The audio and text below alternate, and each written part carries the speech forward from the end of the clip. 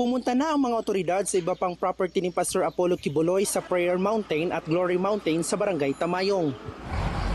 Bago nito, Miyerkules ng hapon nang pasukin ng armadong mga tauhan ng National Bureau of Investigation ang Big Dome na isa sa mga compound ng Kingdom of Jesus Christ dito sa Davao City.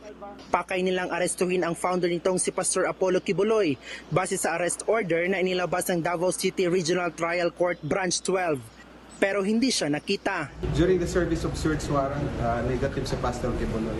We don't have any information as to his whereabouts as of this time.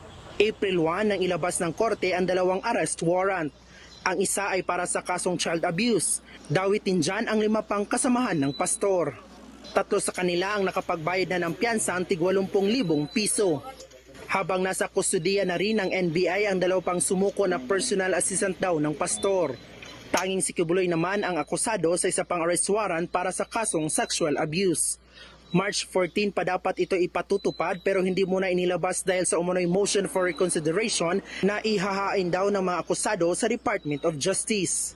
Pero natapos na ang Marso ay wala namang natanggap na resolusyon ang Korte ng Davao mula sa DOJ. Kaya iniutos na ng Korte ang pagpapatupad ng arrest warrant lalo't nakitaan ng probable cause ang kaso laban kay Quiboloy.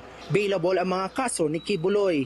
Pero ayon sa Korte, dapat personal na pumunta si Pastor Quiboloy para magpiyansa ng 200,000 pesos para sa sexual abuse at 80,000 pesos para sa child abuse.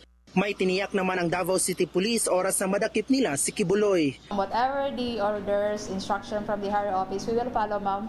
At saka pag, just in case ma-arrest namin si Pastor Quiboloy, no special treatment yan, ma'am, no?